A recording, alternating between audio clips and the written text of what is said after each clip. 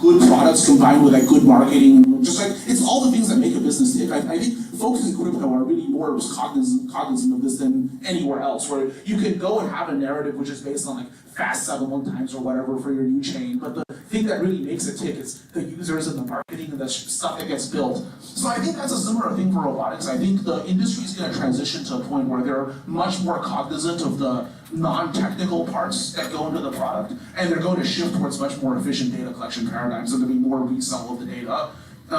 Versus traditional centralized things, really, the reason why I think that robotics will scale decentralized first is because it's just much more scalable, right? Like if you go look at the parallels to language modeling, we would not have language models if we had to go write the internet first. Like if OpenAI had to go pay people to go write the internet first, like they paid 1 billion people to write down everything they thought was interesting, the GPT-3 would have never happened. Like it would have been astronomical and would have been a huge risk. But because the internet already existed, we were able to just train on it. So I think it's the same for robotics. We have to materialize the data, materialize all of the infrastructure, and I think the way to do it is just have it self-organize. Yeah, and maybe like double-clicking on that point, I think a lot of people building in crypto have this idealistic reason of why it's important for data collection, intelligence to be owned in a centralized manner. But what you're really saying is that it's also highly pragmatic. Yeah. I think so. I think the ideological thinking is very interesting. A lot of it stems from language modeling. There's like this common misconception that like OpenAI, whatever, has political opinions and will go censor the models. Really, that's not the case. What they're actually doing is they have a massive legal team which tells them like, if this message ever comes out of your model, you're going to get sued, and there will be like grounds for the lawsuit to win, right? So because they're a big centralized target, there's a lot of restrictions on what they're able to do, and sometimes the result is that the product doesn't align well with the user's needs. I think the real like nice ideological thing of keeping things decentralized is that your financial target is very, very diffuse, and it makes it very hard to go after for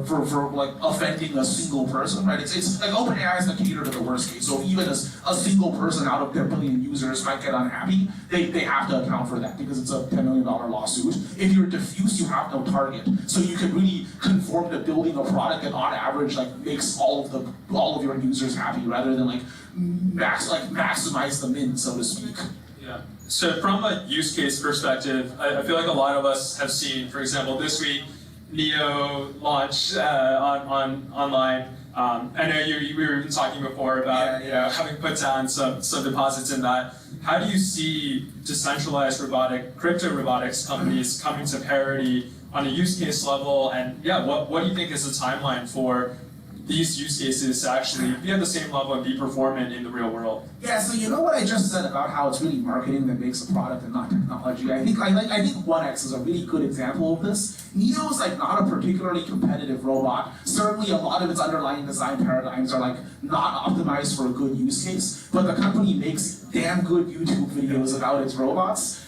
So they have a lot of attention, and like they are able to go milk the attention in order to like generate these pre-sales or whatever and go make their investors happy. I don't think 1X is like a particularly good example of a robotics company that everyone should look up to. And I honestly think that crypto has an opportunity, if not already so, to go lead in sort of the back-end space. I'm not going to say that like you're ever going to have a crypto-native hardware company or even a crypto-native model company. You have to like ask, like, what's the value being accrued to? Why do you need to have a token? And if you're selling AI models, it makes no sense to like pay for the inference with fake money that you fabricated. Like the value of the model doesn't float.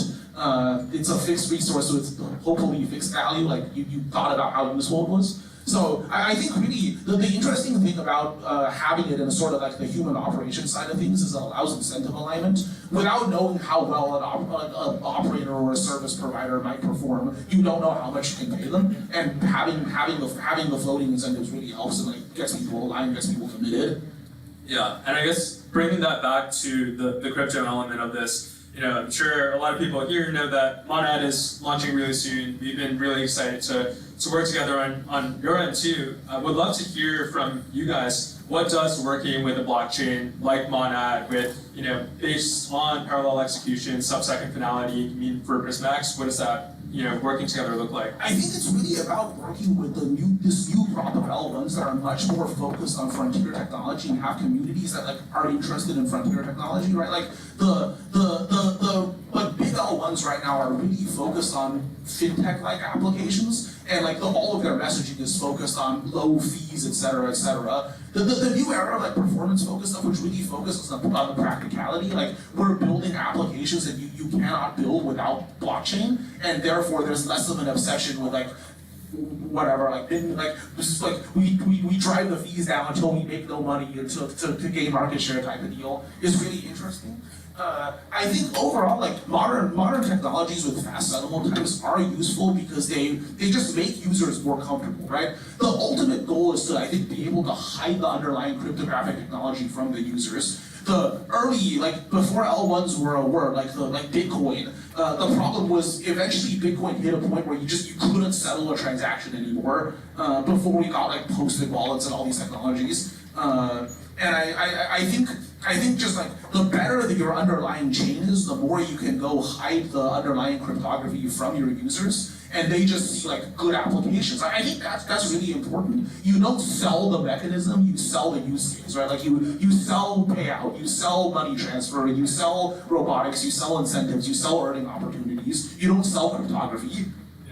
And maybe getting into, what does that real world utility look like over the course of this next 12 months? Maybe starting from the Prisma X side, what can people expect out there? What does that roadmap look like first? Yeah. So on the Prisma X side, I think we're really focused on scaling the deployments. Teleoperation also requires hardware deployments, so we really want to encourage the community to like step up to the plate, build interesting scenarios to collect data. Ultimately, that's the kind of scalability you get that's really going to help the industry take off. And it's really just remarkable how easy it is to make a huge change in robotics, right? We're not talking like 1 billion hours of data or 1 million hours of data. We're talking like 10,000 hours of data is a lot of data. And if you have 10,000 excited community members, like putting in an hour, like you've changed the world. You've like helped humanity advance a year into the future, and I think that's really exciting.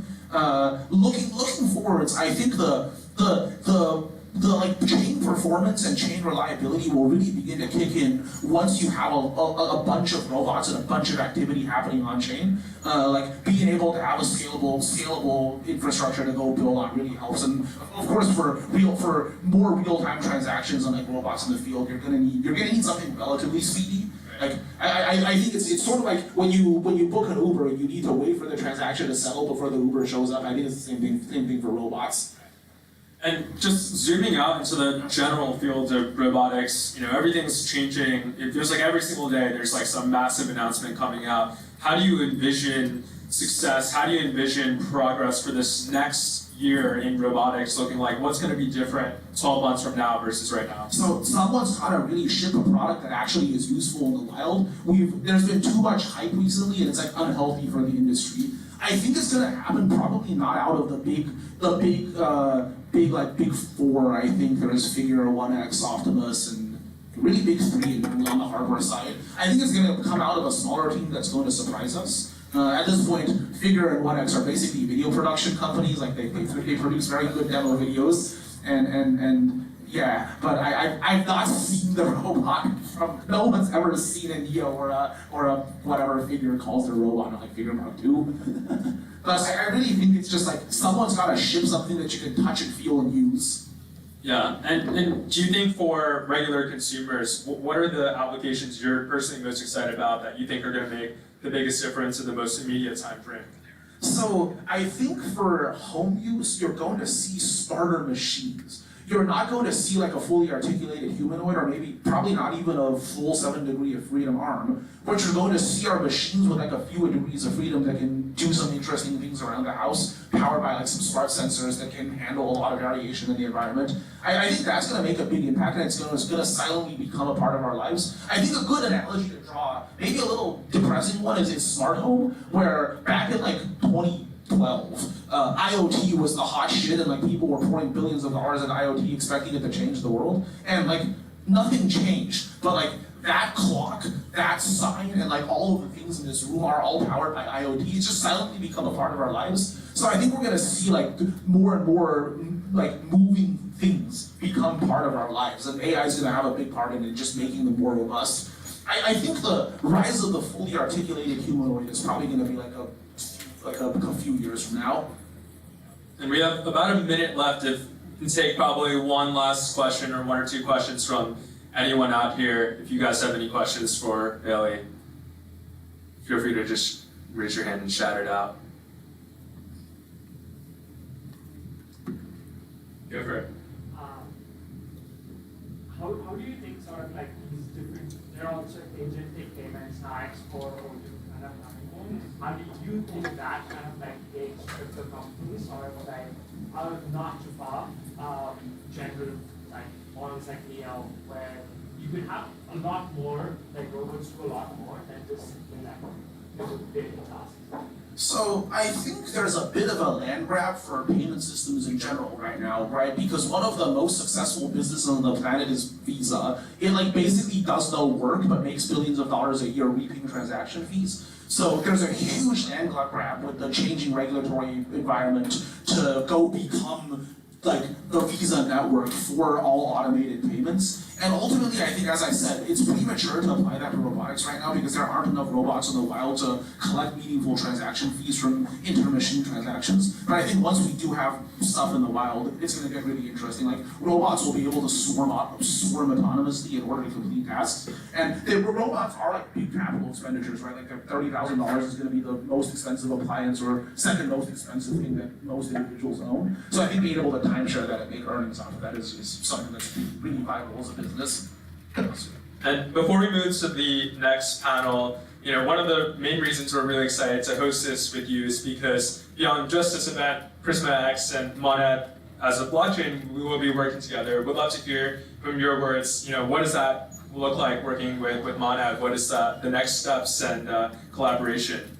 Yeah. So as I said, I really love Monad because it's a really forward-looking ecosystem. It's focused on like a new wave of applications beyond the usual fintech type stuff. And I think that's really exciting because it means there's going to be a really strong community. There's going to be a lot of passion, and ultimately that is what drives a lot of the success in blockchain. It's the people, right? Like we orchestrate people, and these people are really what matter to us. So I think moving forwards, there's going to be deeper collaborations and perks for people who sign up on Monad, and I think that's going to be really exciting. Like the platform is in very high demand right now. We have a huge queue. It's over 150 people at its peak every day. So I think being able to offer perks and faster access for people on Monad are super exciting and really will help engage the community. Awesome. So for those of you in the room, sure we're going to have a lot of things on the internet soon, and Monad's launching very soon as well. Excited for you guys to be able to interact with Prisma X on the Monad blockchain. Yeah, absolutely. Awesome. Thank you so much, Bailey.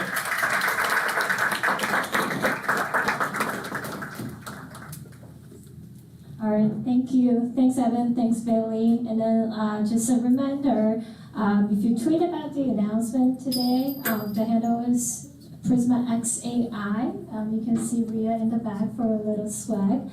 All right, so moving up next, I'm very excited for this panel. This is our LVC panel. Hi, Sparky.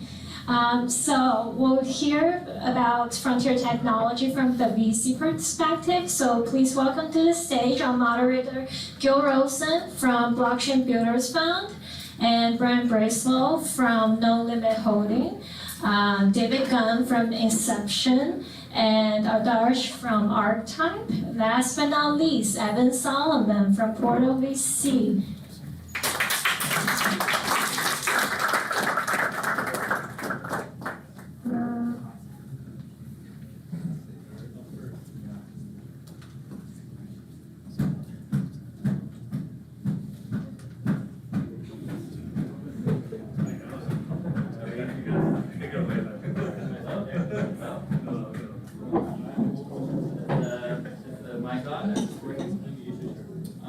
That is a human error.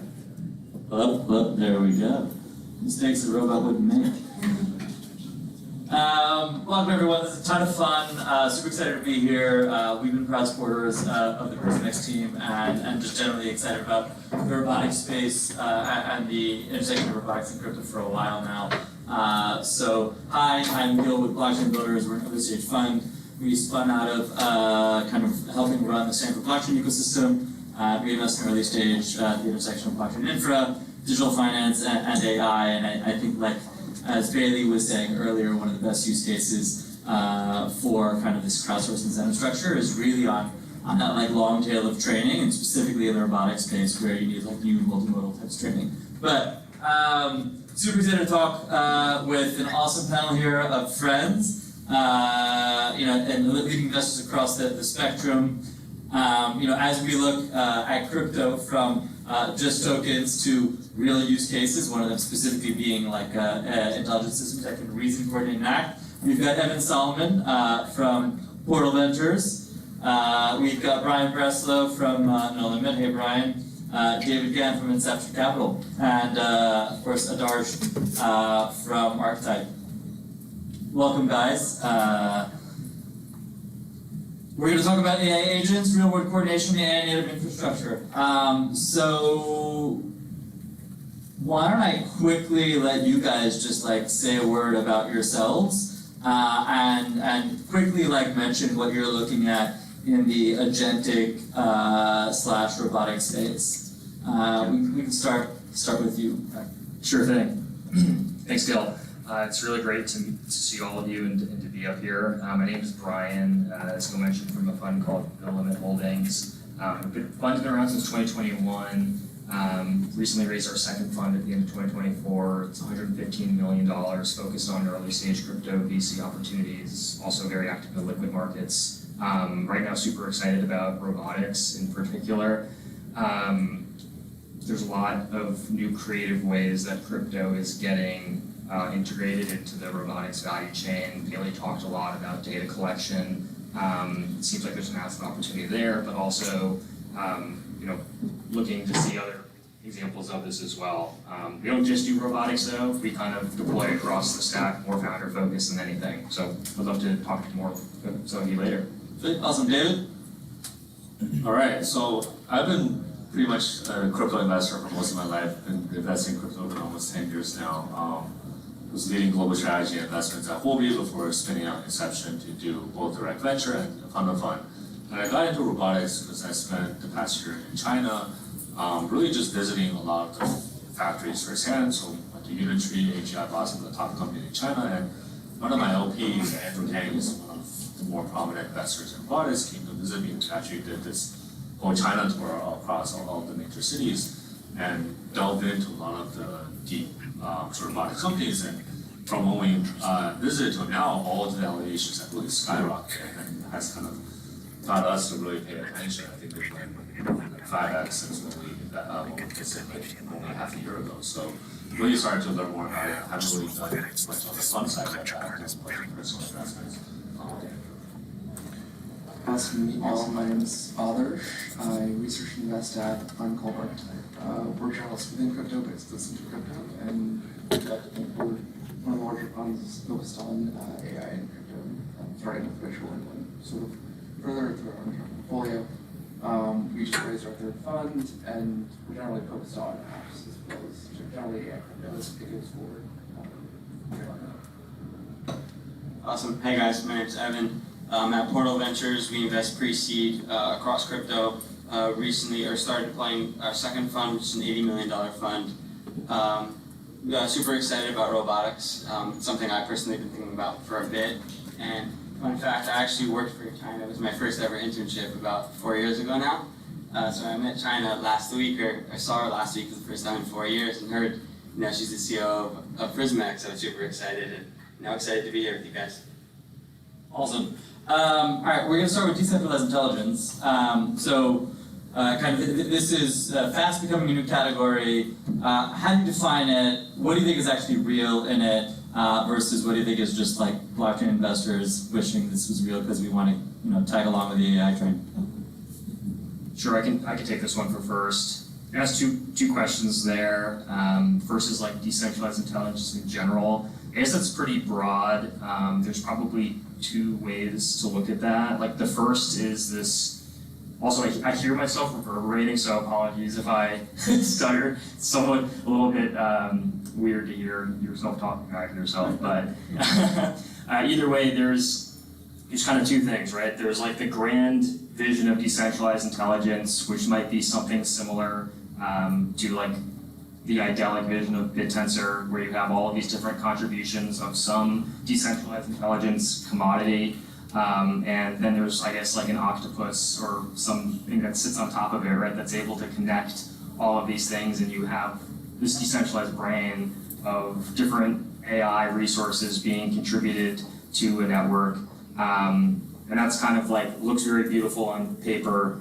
But then the other way to look at decentralized intelligence, I guess, is more from like a venture investing perspective, are like the subcategories within something like that grand vision, right? Whether it's a company doing decentralized training, or building AI agents, or providing decentralized compute from underutilized GPUs. I mean, these are all things that basically go into this larger vision. And the last part of your question, which was like, what's real, what's not real, or what can crypto actually make better, at least currently seems to be this element of crowdsourcing contributions to a decentralized network of AI resources. I think crypto has proven itself to be a really great incentive mechanism to acquire these resources or contributions. In the case of Prisma X, it's obviously their ability to incentivize expert teleoperators from all across the world to facilitate and accelerate robotics training. So I think mechanisms like that are super valuable for the continued development of AI, and it's less about the fact that it's decentralized that makes it valuable, and more about the fact that crypto is this great global orchestration and incentive mechanism to acquiring resources, that can help accelerate the industry. Awesome, right? So it's really these two different views of the kind of long tail of decentralized intelligence use cases versus the kind of AI gods of Gemini, Anthropic, and OpenAI, and then the other is kind of leveraging decentralization. David, what are your thoughts? Yeah, I mean, I think the biggest component of like decentralized AI intelligence is that like the data that's actually being fed into the models, and whether that's controlled and censored in a centralized manner, right? When you think about if AI, one of the models and consolidates all the resources across data, and is that really good for society, right? We really need something that's a bit more decentralized, taking out all the different data components to give you a model that is more censor-proof and like being able to really feed back information that you want for the greater good of the society rather than a greater good for a centralized entity, and how they're able to control how data is being fed in and what sort of output is being fed out. So I think that's super important as we get to more AI applications down the road and how that will impact sort of our day-to-day lives. I like that, the self-sovereign AI. I think I'd take that even one step further, also just from a purely efficiency standpoint, which is if you need data from your local area in real time, that's not necessarily going to happen from the centralized. So it's not just that it's kind of with your benefit in mind, but also this idea of like with you where you are to support your immediate needs. Awesome. Adarsh? Yeah, for sure. So, I mean, there's the input space and the output space as far as intelligence goes. You have obviously the power, you have the compute, you have the data, you have the training, and obviously pre-training and post-training. And so decentralizing each of these things, to some extent, has like various use cases, right? Obviously, there's, like the data that goes into the training model is very important. It's like what comes out. The data that is withheld from the model is very important. It's what comes out. And at the end of the day, making sure that equally end product is as verifiable, equally accessible, is like really, really important. When you look at like a modest versus a deep state versus a Gemini versus AI, you get different outputs, and you kind of have to infer as to why that is. And at the point where intelligence is more use case, decentralizing it is a pretty clear use case. And at the end of the day, even when you go post-training, as far as like terms and service, you see things like OpenAI, you see like companies like OpenAI saying post-hoc that, okay, you can't use our chatbots for medical device. And so the ability to like censor things post-hoc is a really, really big deal why decentralized intelligence is so important, and roughly like how we universally define it. Last but not least, Evan. Yeah, so the hard part about being on a panel and being last is that when you have the same opinion as everybody else, it's all said already. So I'm just going to go straight into an example. I don't know, I mean, how many of you guys have driven in like a self-driving car? So a good amount. It seems like, you know, it's coming pretty soon. The thing with the self-driving car is that there's tons and tons of cameras that make it possible. We're obviously not going to walk around with cameras every day to record all the data. So the fact that we have these like wearables now, they're able to collect the data so that you could eventually use for some of these humanoid robots is super important. And it seems like, you know, DeepIn's been around for a while now, and nobody's been able to really crack the tokenomics of it. But it's pretty obvious that for data collection and you know, crowdsourcing, it's super valuable. So that's where I see the data landing right now. Awesome. I'd actually tag along to what Evan just said, because you raised a really important point, specifically as it relates to how crypto is valuable for robotics training. The difference between data collection for robotics and data collection for traditional AI models or LLMs is that the data needs to still be generated versus when we were training LLM models, they had the entire history of the internet to basically scrape from. So it was more of an access question. How do we access all of this data versus actually going to generate the data? Because for robotics training, you need, as Evan mentioned, like someone to go take their phone and record a specific action or have all of these sensors able to capture all of this data that doesn't even exist. I've seen some reports that show the data gap between robotics and what LLMs have available to them is equivalent to like 100,000 years of hours of data. So why is that relevant to crypto? It's because unlike accessing the internet, where you don't need a secondary reason to do it. Said another way, you need to go use the internet regardless of whether or not you're being paid to do that for data collection purposes. But for a lot of the things that robotics needs to train off of, like a video of you tying your shoe or flipping a burger or doing really any task, like to say you need to go record yourself doing that, most people aren't just doing that for free. So I feel like the value that crypto can provide to robotics training as it relates to Evan's point of data collection is a lot more obvious than the value crypto provides to like traditional AI use cases. Yeah, and it's also significantly more complex and will continue to be a need that is ongoing. It's not like, okay, once you've collected all this data, now you're done. We basically need to digitize existence so that AI agents and robots can like interact with that digitized version of the physical world, etc. I guess like let's take this back to agents. I think we all love the idea of crowdsource training data and data collection, etc. From a robotics perspective, that makes sense. Multimodal, this is new. But if we think about like agents, the agentic economy, what's real? What's just a crypto wet dream? Are agents actually doing anything? And I guess like what use cases do you think are you seeing now for like AI agents where crypto actually adds value, whether it's for coordination, payments, etc. And if there are, great. If there aren't, what do you think? Where do you think they will come from, or what signals are you looking for? Let's start with you, Evan. There, so Yeah, you're not last. I can start with like an interesting story. So I was at a wedding last week, and a friend was telling me You married an agent. he didn't marry an agent, but I mean he's married. Hopefully it works okay. Maybe a humanoid. But what he was telling me is like, I see the value in crypto. The thing is, I don't see it in my daily life, and until I see it in like an Amazon checkout where I can just click the button and use a stable coin, I'm not gonna really understand like how it works. Or he's like, what he was trying to say is like that's really what I want exposure. I want exposure to the fact that I can use it to check out, or I want exposure to the fact that I know people around the world use it to get exposure to the US dollar. So things like X402 or AI agents that can be used specifically for payments or to make people's lives easier when it comes to payments, I think that's really real. The agents for everything is like not what's real. I mean, even like I know everyone remembers like when on Twitter, on X, the agents were everywhere. Now you can't really find the agents because like X marks it as bots. So that's kind of what's fake.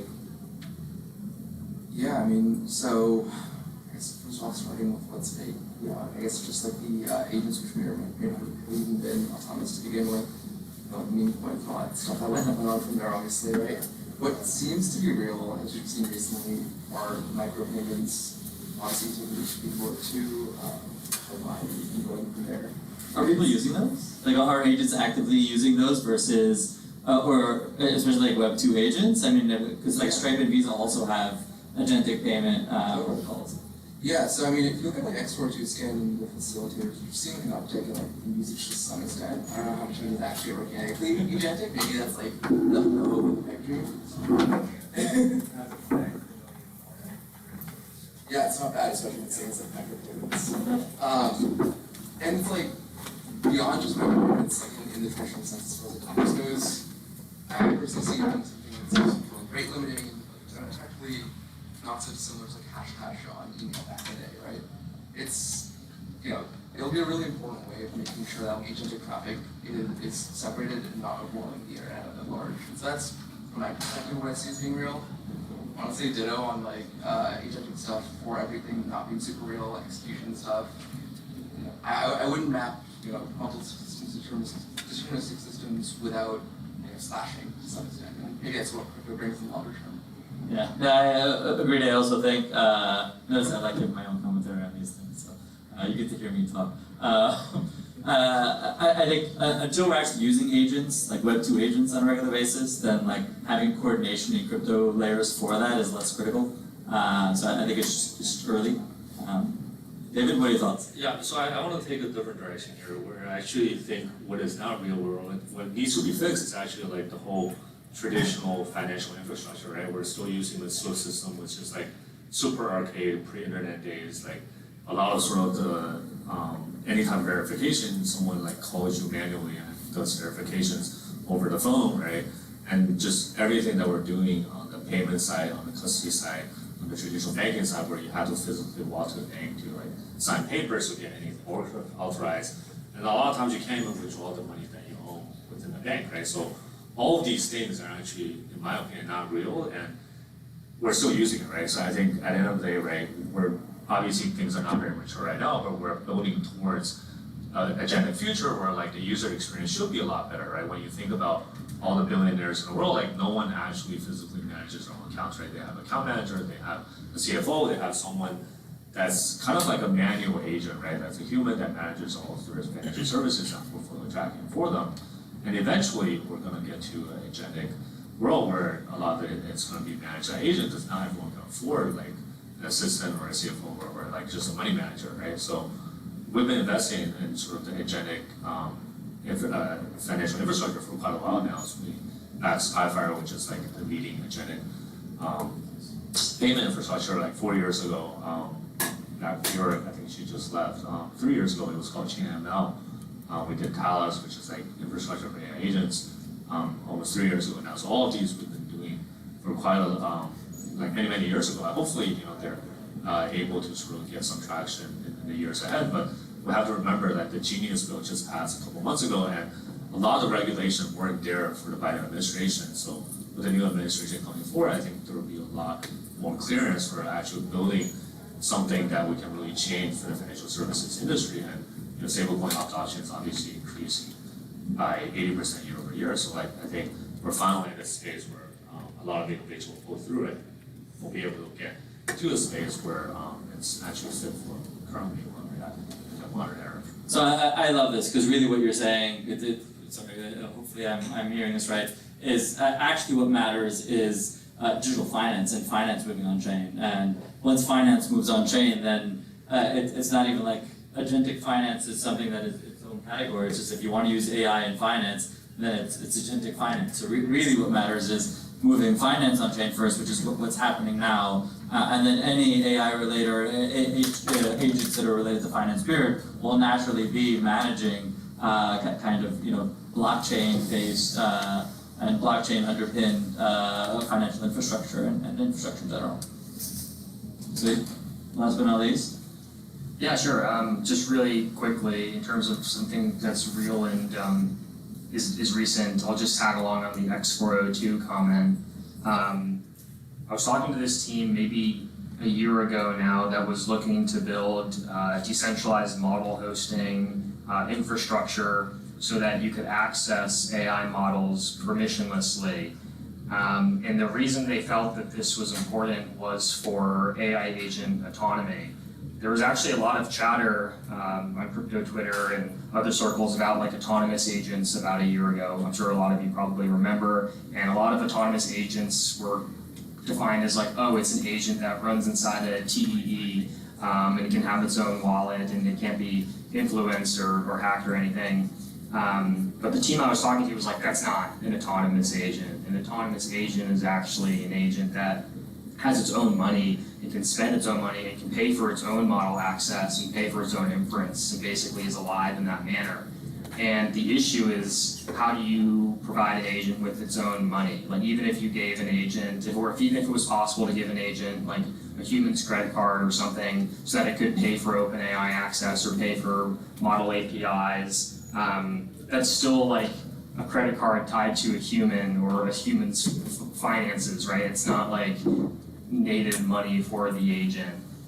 So what you need to do is enable model APIs and model inference, model access to be paid for with crypto natively, because agents can do that, and if they're able to do that, then it kind of introduces this more Darwinian concept where only agents that people use or make money or are valuable are able to continue paying for their own model access. And if an agent's not helpful or not useful, it basically just becomes, it dies, right? Because it has no more access to its model.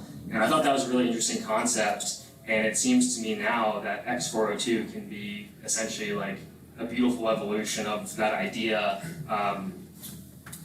maintained more as a public good and adopted by a lot of Web 2 companies. So I kind of think that maybe this narrative will be revived with X402, and we might see some interesting things. But definitely something I think is interesting. Yeah, and I think it's especially interesting as you start to have self-evolving models, right? I think Spawn is kind of one of those kind of protocols that's meant for like self-evolving Darwinian models. And if you start to have like these digital first entities that can self-evolve and improve and replicate, then you start to have like true Darwinism, and then they need to be able to exist kind of independently, which is both exciting and fucking frightening, to be honest.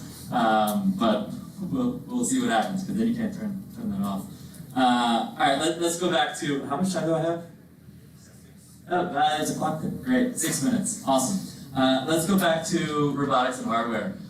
So, like, 5+ years ago, for a bunch of us that are old people here, I think David, that's at least you and I. There was a lot of hardware in blockchain, right? So we had kind of like ASIC miners on the Bitcoin side, on various different protocols. We had miners for Filecoin. Like, investing in hardware for blockchain made sense. People could buy this thing. It could then actually provide utility or at least earn them money. And then we kind of shifted focus because a bunch of rich people came and kind of ate it all up, and the masses couldn't afford these kind of hardware-focused investments. And kind of it was a victim of its own success. And we moved much more to the software side of things in blockchain. These are protocols, token-based. Many of them were narrative-driven. Like, investing in hardware is expensive. It takes time. In a world that is moving this quickly, where there's this much interest, do you think that now is the time to be investing in hardware-specific, whether it's robotics or robotics-affiliated, kind of decentralized protocols? And like, is this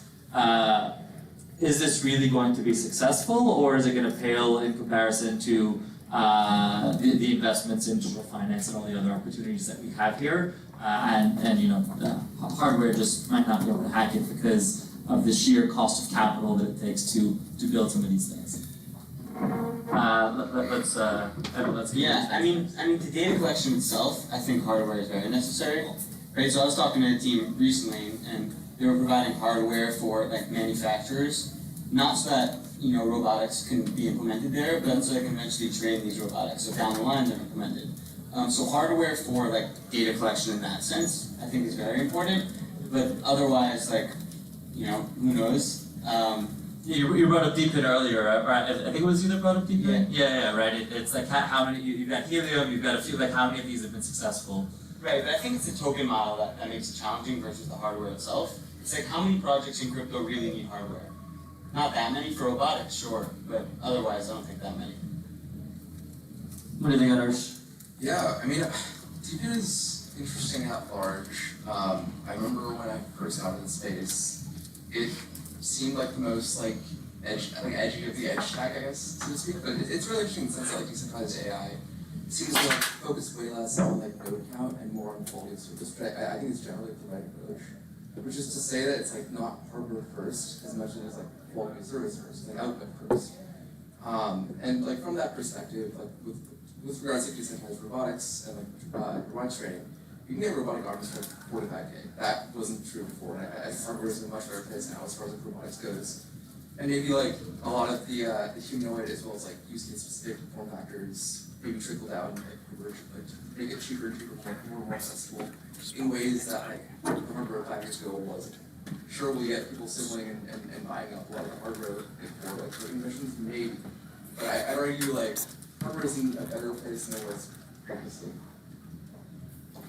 Yeah, I think like hardware is really hard to assess because of the sheer nature of like most of it is actually in China, right? And if you look at hardware anywhere else, it's like absolutely not investable, right? And even within China, right, there's like different pockets of cities where it's really being produced at mass, right? Shenzhen, and particularly if you look at in Shanghai or Hangzhou and Beijing, right, you're not really going to find any strong hardware teams, right? So I think investing in hardware really is highly dependent on your access and also your ability to diligence the particular teams, especially within sort of the Chinese market. And I don't really see any other countries, as far as from the ones I've seen, that really excel and really have not only sort of the sort of economies of scale figured out, but also the ability to execute at large and being able to really have high productive production, right, at scale, right? Like China really during COVID built a hospital within 2 days, right? I don't think any other country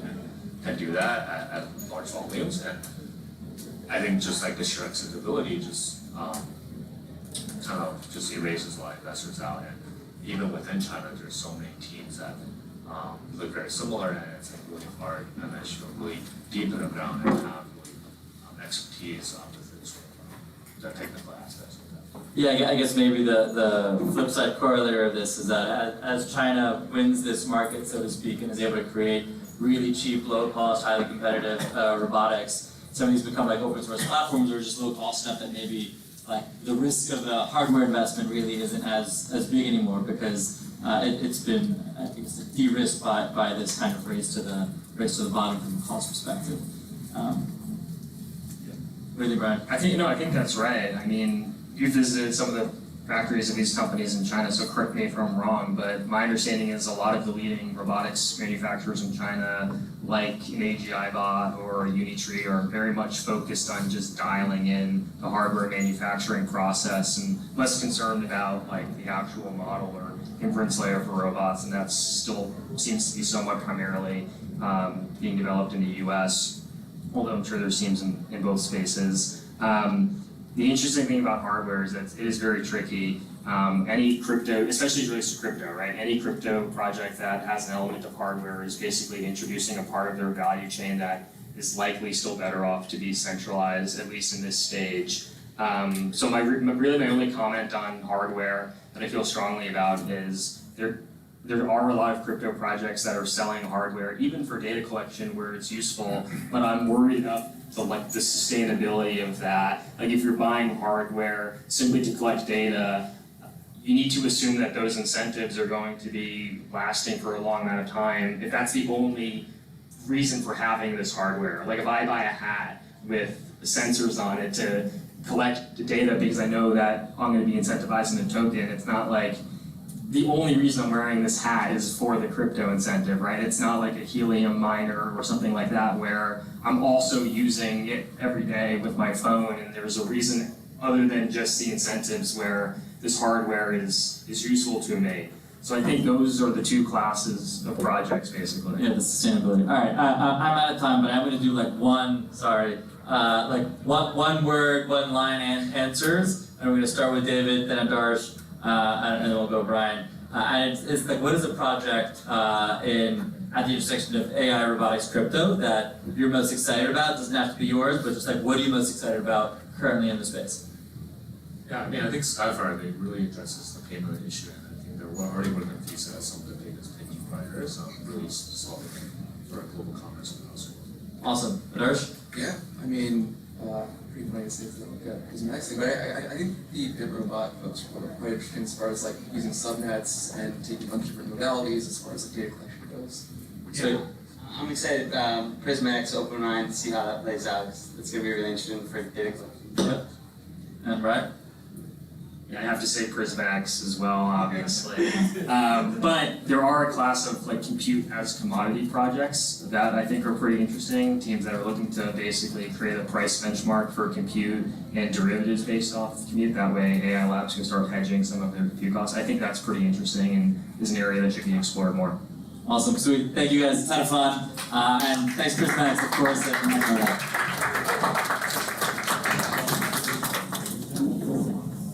Thank you guys. All right, I think we're gonna have a change of stage. Coming up next, we are going to very academical. So we have Dr. Suhao from NYU that's going to join us. Dr. Hao, he is the director of APRO, Center of Assistive and Personal Robotics for Independent Living. So he's going to tell us all about exoskeletons, surgical robots, and humanoids. So for those of you who is exiting the rooms and coming back in, I'm going to ask you just to be quiet, and then we can just have Suhao on the stage. Yeah, okay. I saw your Instagram. I posted much.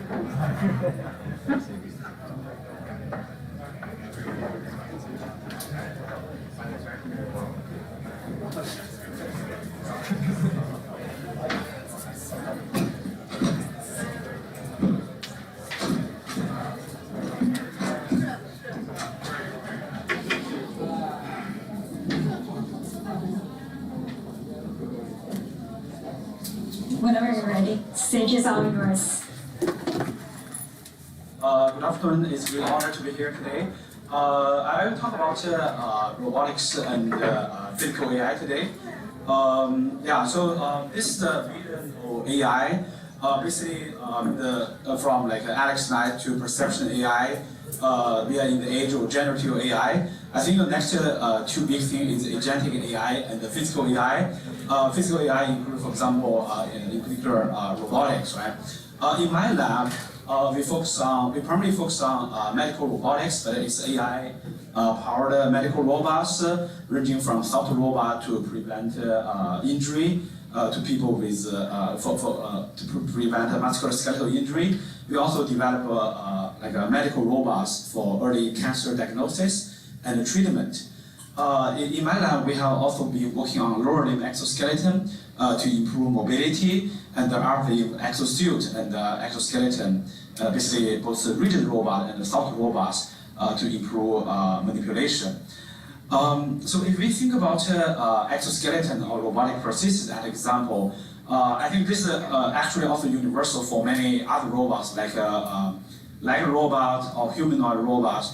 One dimension is hardware on the vertical axis. So basically, we want the robot, no matter it's exoskeleton or humanoid, to be compliant and lightweight. So the key objective is to make the robot to really comfortable and also really improve human performance. Right. So this is for exoskeleton. This is the key design objective.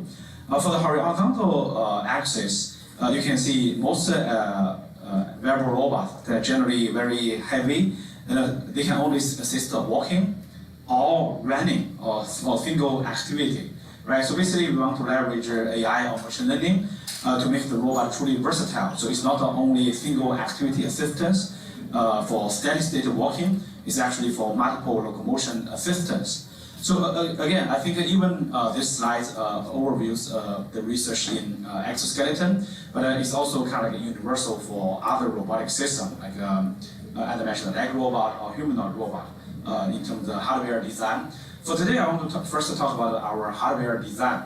So when we start a hardware design, we want to really understand human, in particular human physiology. For example, for walking, in some sense we take that for granted. It's it's so trivial. But actually, think about the human biomechanics. Actually, we need to coordinate 18 muscles, right? And if you want to attach a robot on human, right? How an exoskeleton can coordinate with 18 muscles in terms of timing and magnitude, which is not very trivial. The second challenge is, if we can play this video, is basically the control. This is one of the state-of-the-art exoskeleton. Actually, this company based in Austin, they also make a humanoid robot. It's called Aptronic, right? So it's really nice exoskeleton design, but you can kind of see, for example, if the person walks back, you can see the robot, this model, right, doesn't really synchronize with the human motion well, right? So even this is one of the state-of-the-art, very advanced exoskeleton. It's still very difficult to do the control part. So basically, make sure the robot really understands the human and synchronize with the human motion, right? So in our lab, we basically have been working on to tackle the first challenge, how to design actuator that's bio-inspired and more similar to human motion. For example, for human motion, actually we generate a lot of torque. And in terms of speed, it's relatively slow speed compared with conventional motor, if you look at the second line. Most of the motors, they're actually high speed and low torque. We basically want to invert this motion characteristics to have like a high torque and a low speed motor. To basically get rid of this like a low torque, high speed scenario, normally they need a really high ratio gear transmission. So that's another reason why most of robots are still very expensive. Actuator maybe is the dominant component in any robotic system, no matter for Unitree or our exoskeleton, right? So basically, the high torque motor, we want to enable this high torque actuation and also very low ratio transmission. So instead of this very 200 to 1, we want to do this under 10 to 1, this kind of actuation. So this is a kind of like three kind of like actuation paradigm. The first one is kind of a conventional robot, like a robot arm. If you think about the key metrics, one is the compliance. The second is bandwidth. Bandwidth means how fast the robot can respond. The third is efficiency. The fourth is the cost, right? So the second solution is called series electric actuator, invented at MIT about 24 or 25 years ago. So basically, they put a screen to make the robot have the compliance, right? So this, even nowadays, there's a lot of research in this field.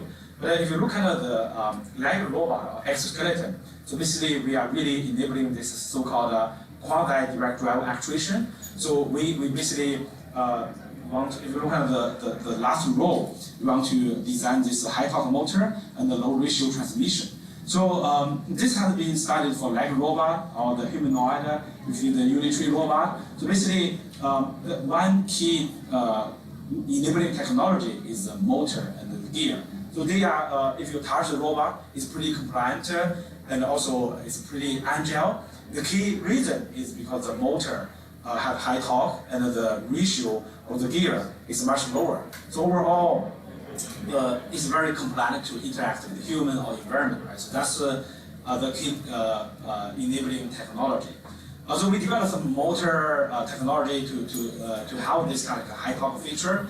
For example, using exoskeleton as the case study, we basically found two key features. The first, we want the robot to be as lightweight as possible. And this is true for like a Lego robot because portable robot is really important because think about 10 years ago, most of the Lego robot is still tethered in the lab setting, right? It's not very practical, right? So for exoskeleton, we don't want the robot to be tethered in a treadmill or in a hospital setting, right? We want the robot to be ubiquitous. Everyone can use this. So we call this exoskeleton for everyone and everywhere. So the portability, so basically low mass. So we have been making the robot from about originally about like 4 or 5 kilograms Now it's about 2.5 kilograms. The second thing we found that we want the robot to be very low torque.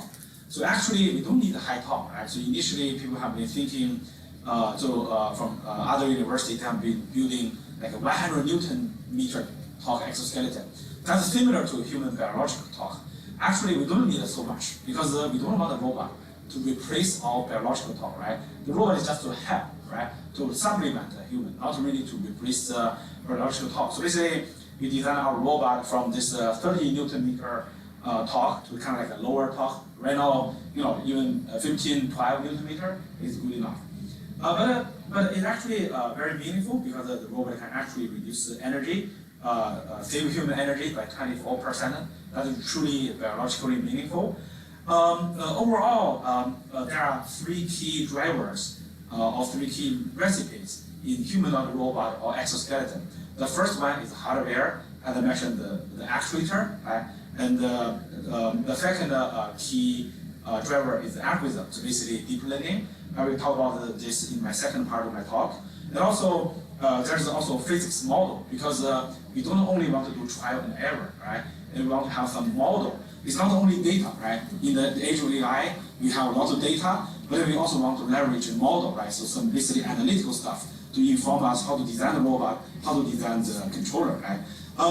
So this is a paper we are currently preparing to be submitted to SAS Robotics. This may be the most famous robotic journal. So basically, we are talking about the controller and also the hardware, right? So you see the first column right here is the Honda Asimo, right? So actually about 20 years ago, the Honda Asimo humanoid robot, they can already do a lot of fancy demonstration, walking, running, climb stairs, right? The key enabling technology, one is the actuator, right? As I mentioned, right? It's not only robot can do fancy demos, but can do fancy demos, but can in a very lower cost, right? So that's why those like actuator is a big driver.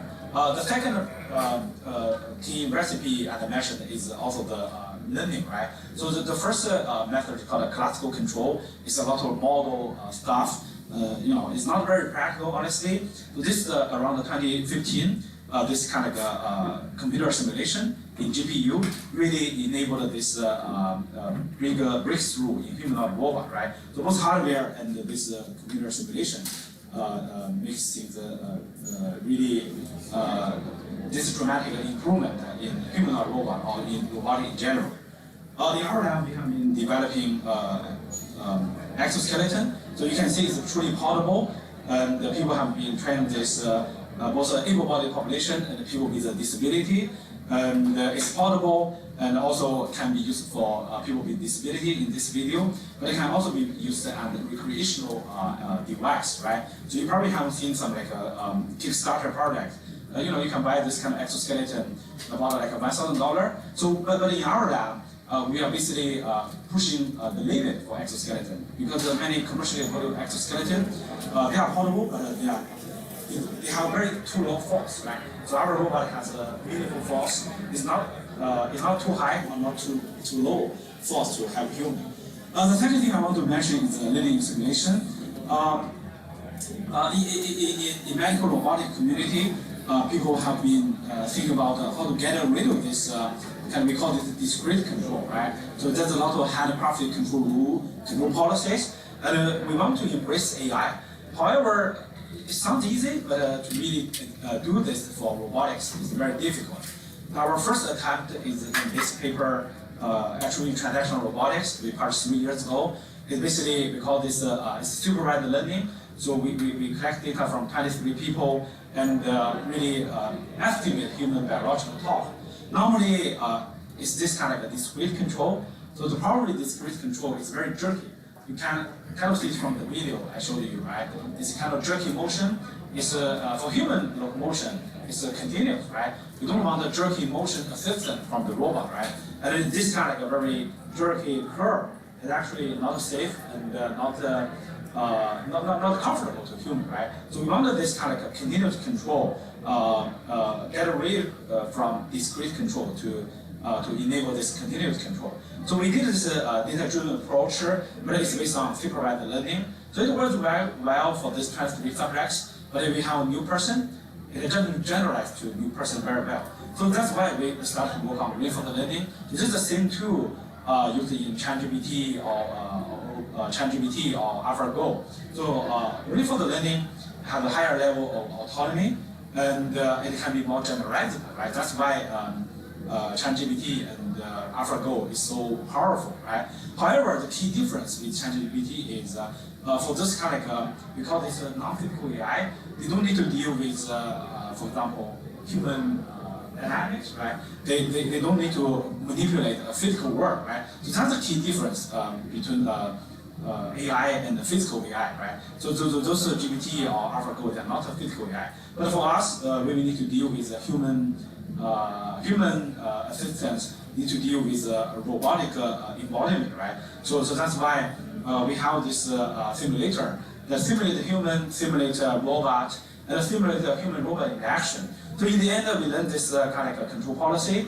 It can be deployed in human. It works immediately, right? So this is called zero-shot learning. So even nowadays, some people are still very skeptical because they said, wow, why don't you only model muscle and the skeletal system?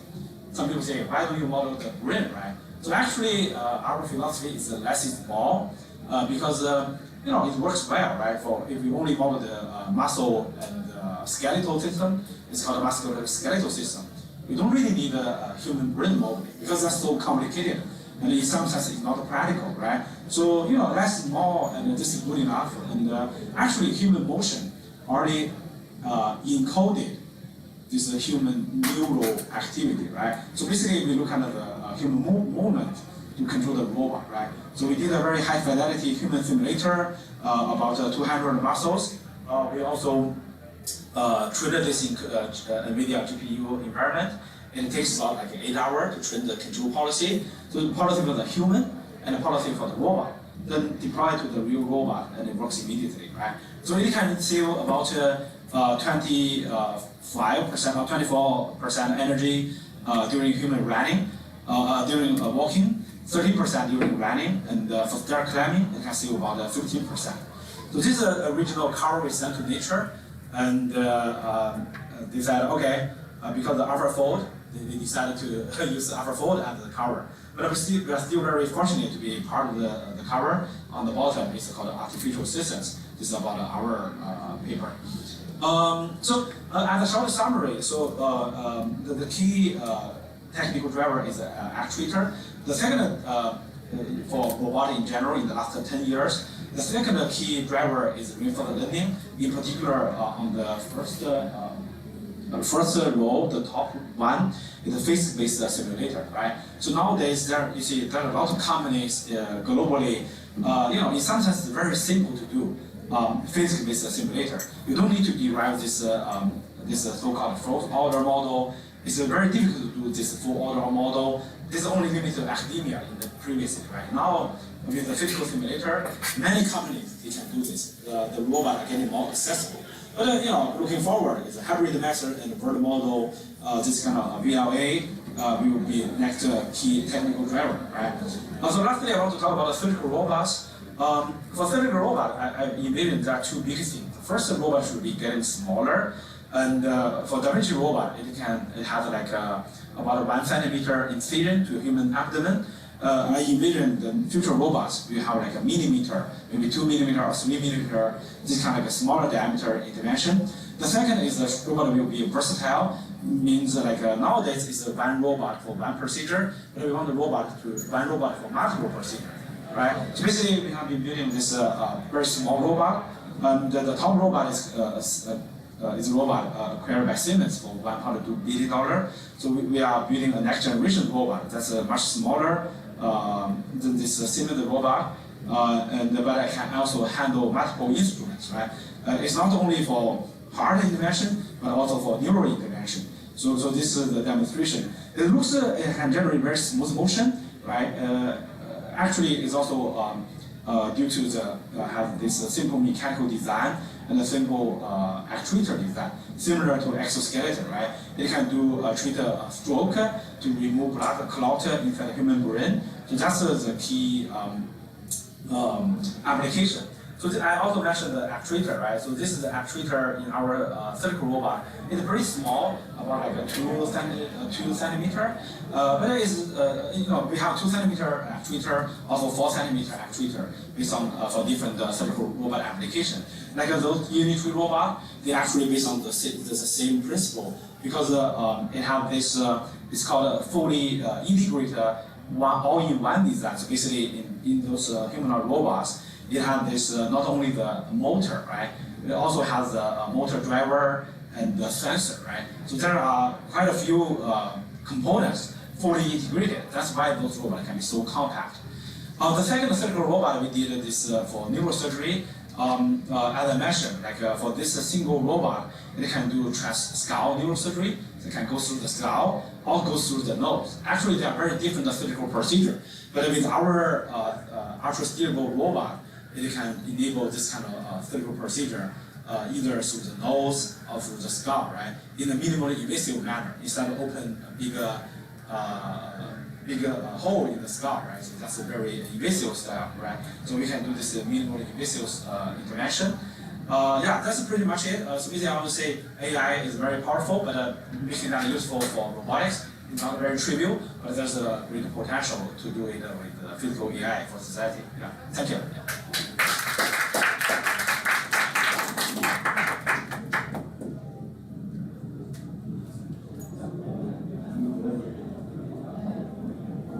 Awesome. Thank you so much, Dr. Su. I think we're going to transition the room now, going into our last panel for the day. Going to open the doors up and kind of bring the seats back up, and we'll try to bring in the next group of speakers in just 1 second here.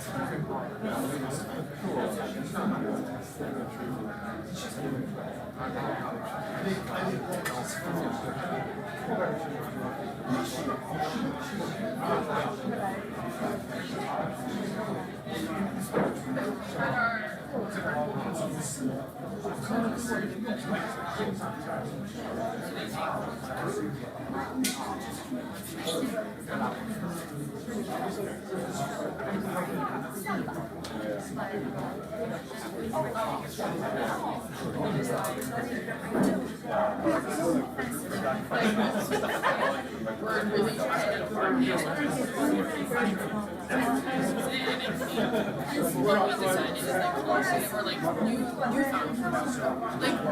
if you talk to your friends or in the washroom, your newfound friend, what do you think is like the biggest problem? Like, do they understand how to do it and like Another thing is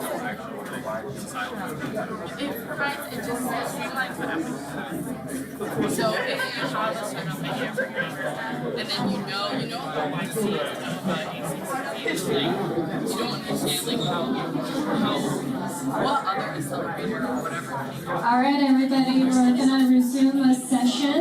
We're still bringing people in from outside, so if I can have your attention, please. We're at the end of the day. All right, guys in the back, if you're doing networking, please, outside we have networking space, so I can have your attention, please. All right, so we're at our last panel. This is the most exciting panel.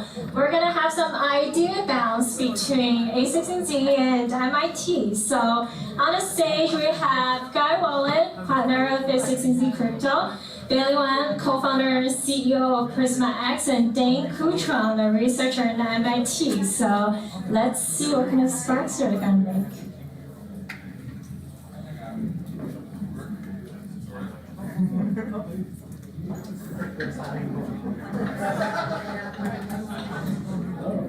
Test. Yep. Huge. Okay. I think I'm nominally supposed to be nominating the panel, but this should just be. Yeah. I think it's just a discussion. So I guess I'll leave with a little bit of context, right? So robotics is the hot shit this year, but it's also been around for a while. So this is really a panel to talk about like why is it exciting again? Why is robotics cool again? And what changes need to happen up and down the stack to make this possible? To make the stream of a robot in every home possible. Yeah, maybe you guys can each introduce yourselves and tell your stories in robotics, which is significantly longer than my story. I'll be very brief here, which is I'm one of the investors at A16Z Crypto, and we were very happy to invest in Bailey's company, and he's taught me pretty much everything I know about robotics, and there's been kind of a crypto robotics renaissance lately. But Bailey, maybe you can tell us how you fell down this rabbit hole and what it was like when it was slightly less popular and you were building. Yeah. So robots have been around for a while, right? They've been around for I think 40, 50 years now in industry in the form of these like position mode arms with open loop control for doing things like manufacturing. I've been in the space for a really long time. My first exposure to robotics was on the DARPA Robotics Challenge at MIT in I think 2012, and we had one of I think 3 atlases in the world. It was basically one of like four or five existing humanoid robots back then, and it was a really eye-opening and exciting experience, but also just generally a very poor user experience. The robot leaked a lot; it was full of hydraulic fluid. So I've been around for a while, and I've been seeing the industry transform from this really bespoke research space to something where everyone is excited about the commercial applications, and I think that's really great. Robotics really is a tool to make the world a better place, and really being able to focus on the use cases and build robust businesses around them. I think is really what the industry needs. I'll chime in as well. My background is started with larger industrial robots. These are machines that are position controlled. They don't have a lot of feedback. They accidentally smoosh the car. Those don't fit well in homes, right? The comically large industrial robot arm does not fit well in homes. One of the big transitory moments was moving from these bespoke gearboxes that went from the motion control system to the arm to direct motor gearbox assemblies on the actuator, making everything much more compact, making everything in fact drivable and compliant. As we saw when we were docking this fella over here, we didn't have to fight with it too much. We could backdrive the motors, and that's kind of key to being able to move forward in robotics, such that these machines are not in place and stuck in a fixed position. So my background was the entirety from those large industrial machines with position control to adding feedback, and now operating closed loop systems in very, very hazardous environments. Maybe you guys can each talk a little bit about the hardware-software interface, because I think part of what's particularly interesting here is we've obviously had a renaissance in the models, available data, and compute on the software side, but it seems to be that there's a significant shift in how the hardware is being designed and they're impacting each other. Yeah, I guess I could start, right? So as Dane said, the core of the modern like hardware revolution is this idea of quasi-direct drive, where you give up some of your torque output in exchange to make the joints a lot easier. You can feel through the joints what the robot is doing. And that's really important because that's what really enables the application of all of these advanced algorithms. You can't really do AI on a positional robot. The robot is not responsive enough to external factors. So if there's any tiny error in the positioning, it just crashes into the table, crashes into the object, and like destroys it. So I think this revolution in the hardware design and this increase in like the ability to do closed loop feedback on the hardware, it was really the key enabler of these new, more advanced algorithms. And like ultimately what this enables is a different kind of user interface where the robot is much more aware of its surroundings and therefore can work in much more varied environments. There's also a back and forth right now. Everyone is very much hoping these AI models just make the robots better, right? We have this little fella. Maybe next month it will dance better, and that's all available. But the hardware is in a state where we can move forward with software for the first time in a very long time. The hardware exists. Do we have enough of them? No. You can't go and get one of these at Micro Center or oh God, Walmart. But we're getting there, and that's the exciting part. Is the models are now the really point of expansion and advancement, and that's going to define the next 5 years as to what these machines can do. Yeah, I think it's a really unique situation, right, where the hardware has outstripped the software. You never see this happen in any industry, but due to a series of really strange coincidences, we're at the point where like we have the hardware, but like literally there are companies that will build you the hardware and the hardware does nothing. Like they don't have the software to make it run. But like I think that's what allows you to close the loop. Like we're seeing a lot more involvement from these big model labs to provide feedback to the robot companies and say like, hey, we need these to make the models run better. We need these to make the data collection easier. And I think that's really important. Yeah, maybe Bailey, you can talk a little bit about Prisma X and what you guys are doing on the data, the software side to put better models inside these robots. Yeah. So I guess a brief description of what the current embodied AI training pipeline looks like is in order. Basically, what you do in order to train these models is you go collect a bunch of data by remotely piloting a robot to complete some tasks. You typically need a few hundred, couple thousand hours to do like a basic model, and then based on that data, you go train a model which looks a little bit like a video generation model, like predicts future frames of action from the past frames and other sensor inputs in the prompt, and that sort of closes the loop, right? Like every time step, the robot looks at its surroundings, puts that in the model, generates the next like predicted seconds worth of actions, completes 100 milliseconds of actions, and then repeats, and it repeats that cycle, and that's what gives you that closed loop feedback and makes your model robust to mistakes. So what our company is doing is we're specifically focusing right now on the teleoperation part of the stack. It's very challenging to do teleoperation because there's a lot of you have to do a lot of learning in order to get skilled operators, and robotics companies are having a lot of trouble scaling the data beyond a few hundred hours. There's a ton of inefficiency. So we're building a pure play platform that allows you to vet your teleoperators. They'll be guaranteed to be familiar with the process, and they'll be able to collect, the utilization ratio will be a lot higher, and you'll be able to scale to thousands of teleoperators much more quickly than if you would to hire a bunch of guys off Craigslist to try to drive your robots. I think the really exciting part is we are just at the beginning of this. Right? The visual models that we have now are equivalent to old man with cataracts, right? The amount of data and the ability to process that data is incredibly limited. So we have an athlete here, but it is crippled by the very early stages of what's available. And it's very exciting to see where that goes. I'm interested if you guys can talk about the different kinds of data that are being used today. Video data, simulation or synthetic data, and obviously teleop data.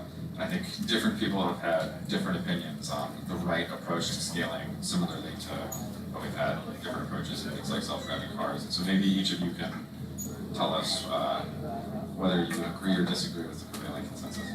It's a matter of religion, so to speak. So I think the most interesting question here is the role of simulation. I think teleoperation and video each have their own pretty clear advantages and disadvantages, right? Teleoperation is easier to map to the hardware, but it's really expensive to collect. Video is easy to collect, but you have no idea what the output states are. So I think the real point of discussion that I sometimes think about and don't really have a clear answer to is, what is the role of simulation in all this? Can you simulate enough of the world that you can really have that contribute to the foundation models? My current stance is sort of no. But it's really an opinion right now. My argument is that in order to go simulate the world, you need basically a robotics model that can predict what happens in the real world when you apply external influence to it. And like ergo, it's the same data to train the data synthesis model as it is to train the robotics model in the first place. I realize this is an East versus West battle, right? All right. Here we go. There are two different approaches. We have observed that the Carnegie Mellon's, the MIT, the Harvard is going the simulation route, whereas the West, the Wild West, is going the just collect real world data route, and it's pretty clear which one's winning. Can you make the case for the opposite side, Dane? No. You have to play devil's advocate. No. No, it's difficult Okay. to simulate the world. They're all screwed. It's difficult to simulate the world, and if you have data from the world, you should be using it. I tend to agree, yeah. Simulating the whole world is a big challenge.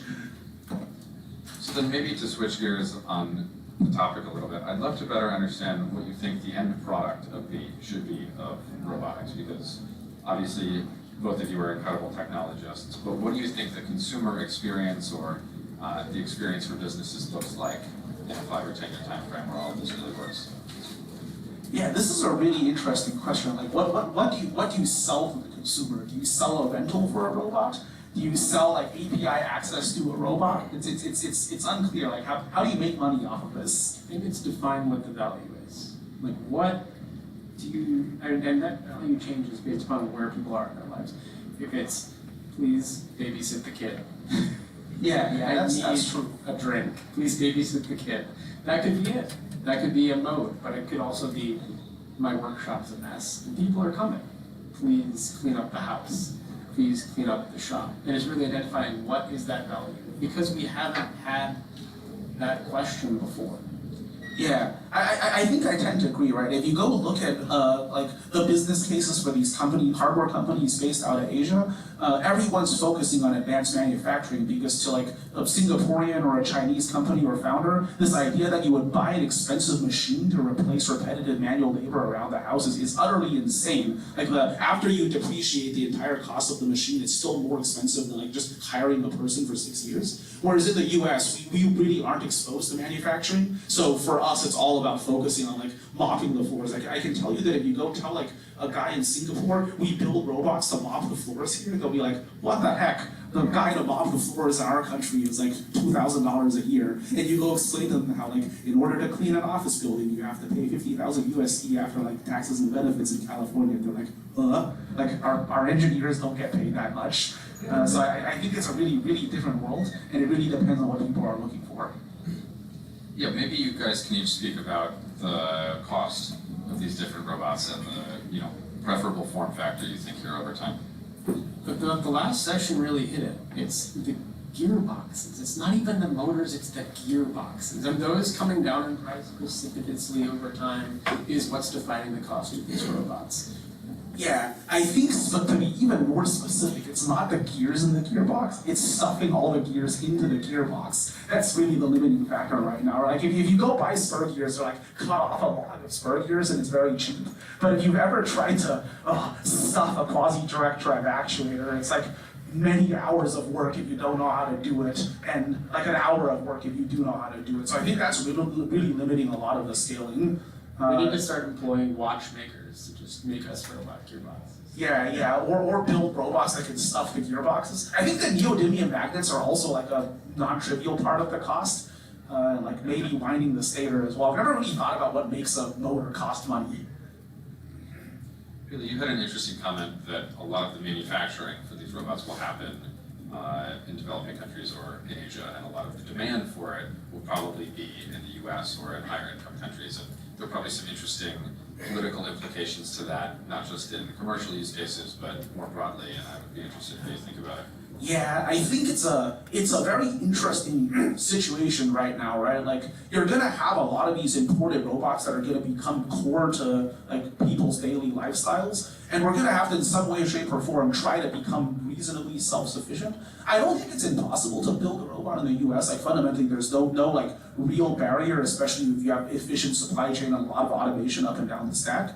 I just think it's a tricky business use case right now. You need to give people, I hate to say it, but you need to give people the incentives to return to domestic manufacturing somehow. Otherwise, it's so much easier to just import the robots. Like even after the tariffs, it's not even about cost right now. It's really just about having the robot to be able to continue building. And there is currently no US-based company that will sell you a humanoid at any amount of money, which is an interesting problem and perhaps an interesting opportunity.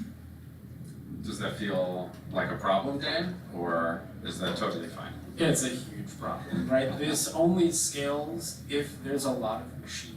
So it really depends on where that lot of machine comes from, right? These visual models would benefit a lot better if the visual data came from the thing that they're going to run on, versus if the visual data came from an Apple Watch or from a third-party camera perspective, obviously. So the more machines, the merrier, and the more machines, the better this all works out. It really depends on where and how they can get here and how fast they can get here. Reshoring manufacturing is probably a broader conversation than here. But what is the best set of approaches that you guys think would help incentivize startups like you today or other companies that are building hardware to do so in the US or do so outside of a few countries in Asia? I think we should start with the gearboxes. There is not a US vendor which for like any reasonable amount of money will sell you an actuator for these robots, and it's becoming a big problem in development. Like just outside of geopolitics, Asian companies are not known for reliable supply chains or like repeatable revisions, right? Like if some component is gone, they'll just like swap out the component and might change the part. And that's really hard as a developer. It's really a barrier to being able to domestically develop robots. And unlike an end-to-end robot supply chain, I think the gearboxes are something which we already do have the infrastructure to build. They're not huge. They can be automated for manufacturing. They can be like automated fairly easily. Versus trying to go build like the entire mechanical structure of the humanoid is a somewhat bigger problem.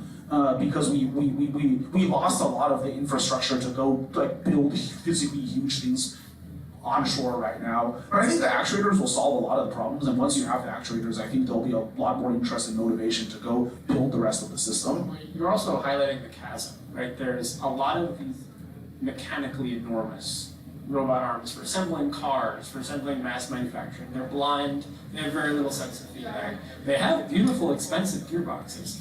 Then there's the academic robots, which melt after a couple of hours, right? So there's this midsection that doesn't exist, especially in manufacturing suicide, which really needs to get filled back. Yeah, I think that's a huge opportunity for folks that are thinking about building in the space, just reshoring this like intermediate type of robot. It's not a rat's nest of wires made by a PhD student, but it's also not like $1 billion contraption for building Toyota Corollas. Who's destroyed a UR5 or UR6 robot arm?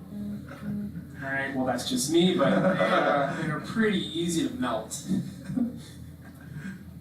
Is there an equivalent of the original Tesla Roadster here that you could build some, high status, high cost product and come down the cost curve over time in the US? Now you're talking about hands, my man. Tell me all about hands. Oh, we need a good manipulator. I'm so tired of little grippers. I'm tired of like claw machine-esque mechanics for picking up and moving things around. We are so far from having a useful hand, and it's confusing. It's so bad, right? Like people put in so much work to like build the legs, and then like the hands are just like 2 sticks. And then they clearly don't want to deal with it. Everyone builds their own hand and then stops after the first iteration and like, that looks like a hand. Yeah, it doesn't. It worked for 1 hour and fell apart afterwards. We posted the YouTube video and like, it's great. Yes. It picked up a pencil once out of the 64 shots we took. We're in that state of, we just said that the hardware is great. Like 5 minutes Except ago. hands. Except hands. The hands not. Behind every cable-driven hand is like a guy named Joe who restrings cables. I like how the Unitary is just wearing gloves right now. Why are hands so hard? Feel free to launch into a lecture. You can bring slides, take us on a 40-minute diatribe, please. That is a good question. I think as you scale up the number of actuators, things get linearly more difficult. As you scale down the space between them, things get linearly more difficult. When you combine two linear things, you get not linear. So in a single hand, you have almost a multi-dimensional device that you need to pick up. It has to have tactile feedback. All of those things are difficult to package. And if we're at the point where we can't make the gearbox that moves the arm in the States, it's difficult to move to the gearbox that moves the hand manipulators. Yeah, I think hands are an interesting space because unlike everything else, there isn't a clear working hand from any vendor in any country. It's like really blank space. I think floating somewhere around, we have a couple of dexterous hands, but they're like honestly not that great. There's like an obsession with biomimeticism from all of these Asian vendors, and I don't think it's the right answer. Like there's no reason why the hand should be proportioned like a human hand or like have fingernails painted on it. Like it just makes no sense. It's a machine. So I think good optimization, practical hands. There's also been a lot of work in really advanced touch sensors that all end up failing miserably. Like I don't think anyone's gotten a gel type sensor working for more than like 30 hours before it gets covered in grime, or it mechanically degrades, or it gets smushed too hard and you destroy an expensive gadget.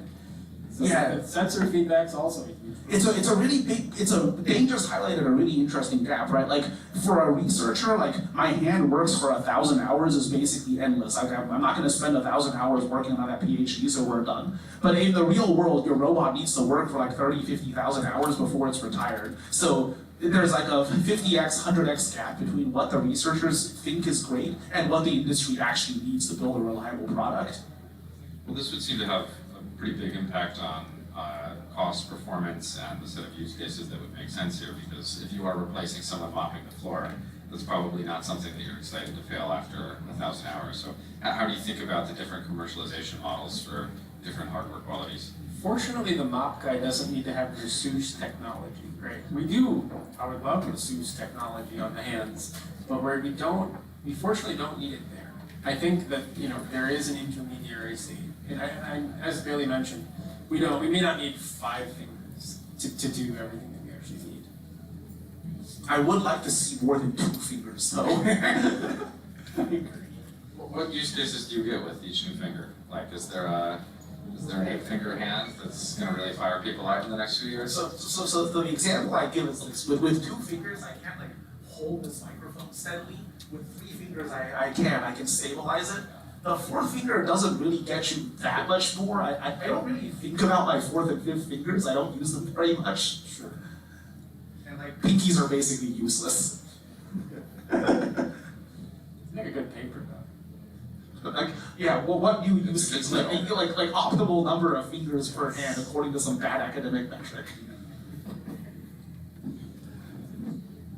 Thinking a bit about the different hardware modalities and how they're used, what are the use cases that you are personally most excited to see in day-to-day life? It seems like chores or cleaning or manufacturing, automating jobs that today humans are doing is a fairly interesting but also straightforward one.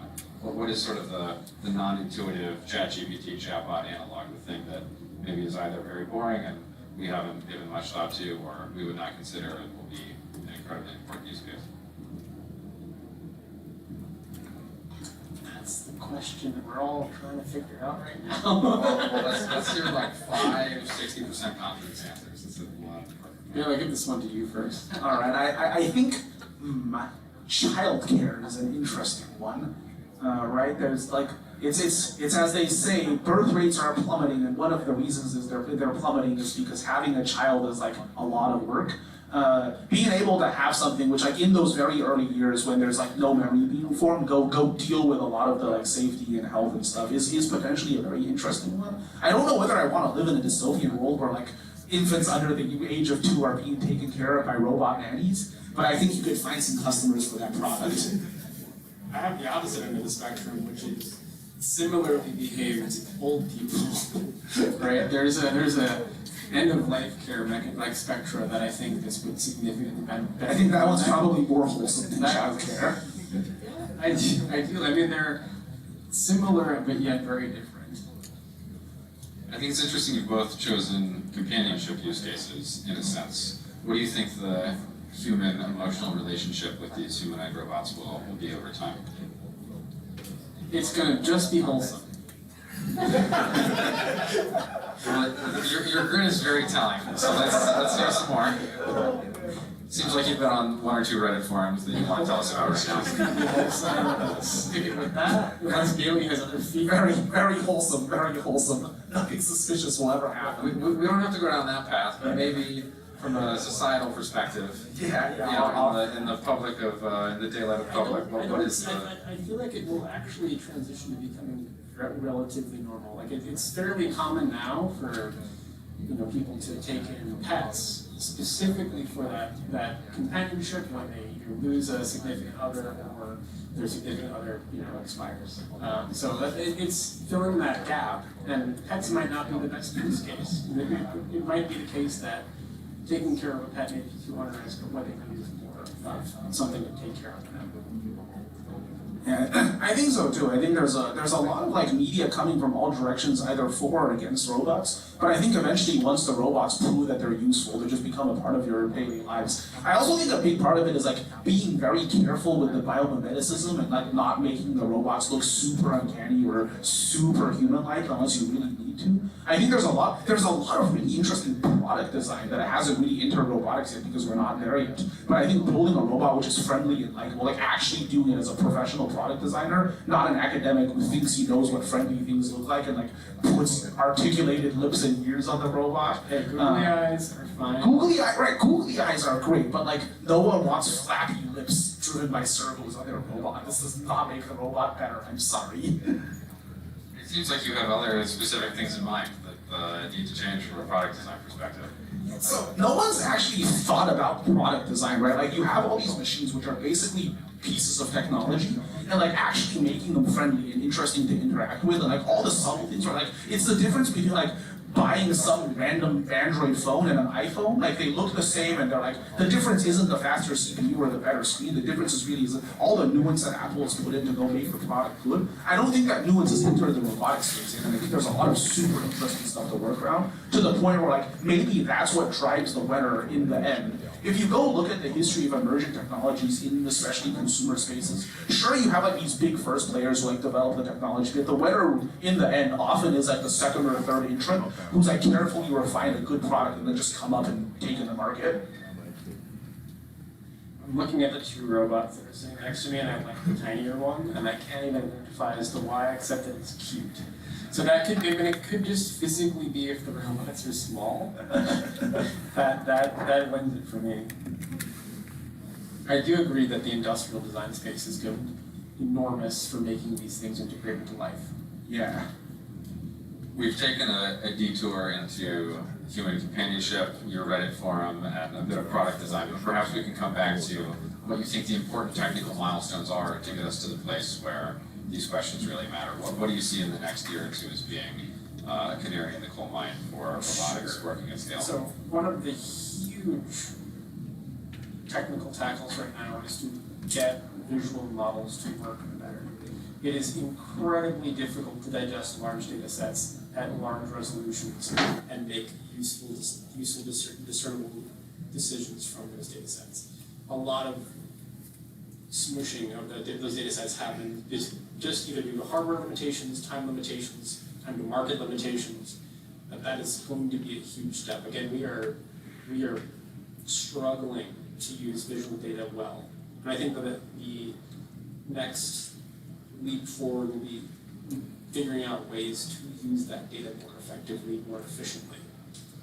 Dane actually brings up a really interesting point. The input resolution to VLAs right now is something absurdly low, like 384 by 224, which is like roughly like looking at the world from through a cell phone from 2005 levels of resolution. There's a lot of data that's missing, which is why like they carefully constrain the models to like put dishes on racks where you only really need a few pixels of resolution to separate the individual objects. But I think as we push towards, like, if you want to install small fasteners for manufacturing, if you want to like do fine lab work or like pick up small objects or like clean up rooms with a lot of parts in them, you're going to have higher and higher resolutions, and solving this technical barrier is something that people aren't even considering yet because they're still dealing with the dishes. And I think just a really practical thing, right? Once you think beyond the VC demo, think beyond like the YouTube videos. What do you actually want to build that's useful? I think we're going to need more than 384 by 224. For reference, the lowest video resolution you can get on YouTube is 480p. This is 2 steps below that, and that's what's being used to train visual models just because of bandwidth limitations and compute limitations. And it's a huge hurdle, and using visual data more effectively will leapfrog things. And do you think this is a problem that can be readily addressed in a short time frame, or is this the sort of thing where we need significant improvements in bandwidth and compute, and it's almost a Moore's law question as much as an algorithmic one? I mean, the lazy approach is wait for NVIDIA to release bigger machine, but... So you see there's a problem here that we're like the post-Moore worlds, which are actually saying is I want my computer to draw 8 times more power, so that's a little bit tricky. I agree. I mean, I think that there's definitely efficiency gains to be had to predict these things to happen. If that means it needs to happen in hardware instead of in existing hardware, that's one thing. That this could be, a computational solve as well. Yeah, I think one of the biggest opportunities for dedicated hardware accelerators for things like vision transformers is in robotics, where you have a very clear end of value chain and use case, and you clearly do benefit from the power efficiency gains, right? Like you can have 6 kilowatts of GPUs inside your robot, not the least of it because you would cook in your own home.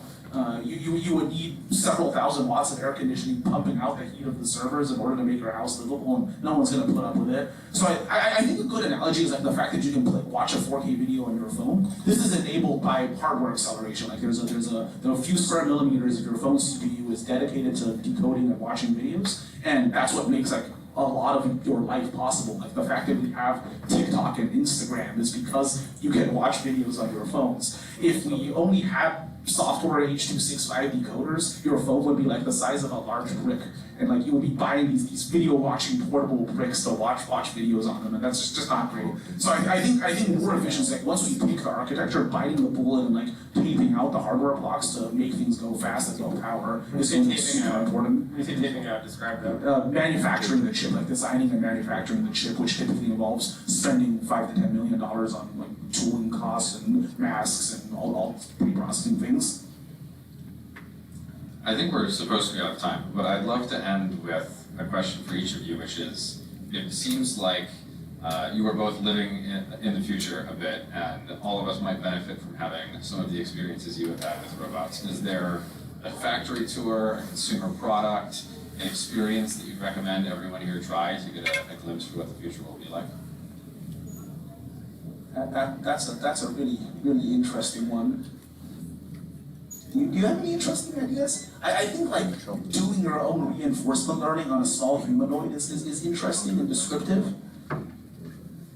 So just interacting with delicate things and not destroying them is kind of wonderful. I know that we all like pick up a soft item, like oh we've got to do that. Pick up a piece of fabric. In the vision-based compute world, that's miserable. All the demos that exist are just kind of grabbing through the table and hoping that they don't, smoosh the bed. Doing delicate things. We saw earlier some of the surgery through the surgery machines. It's a miraculous thing when it actually works. Compliant things are very difficult. I don't think you get a demo of a Da Vinci system, but like if you really want to experience teleoperation, it is sewing up a grape, like suturing and sewing up a grape without any experience and just using one of those machines. It's beautiful. It's beautiful. It's incredible. I mean, they have $6 million of budget per machine. You just so that's what you get with your unlimited money. You wear a sweater vest and they just assume that you're a doctor and just go use one of their machines. There we go. You walk in like, hey, I'm a doctor. I need a demo. Well, now we're definitely out of time. So thank you very much for being here with us today, and please join me in thanking our panel. Yeah. Thanks guys. All right, thank you you guys. That's a very interesting panel. I think that's it for today. Really thank you for coming. We have happy hour outside. We'll fire up the little guys. You can meet the robots outside later on as well. Again, thanks for founder Mona. Big shout out to our co-hosts BBF and Sentient. So yeah, I'll see you guys outside.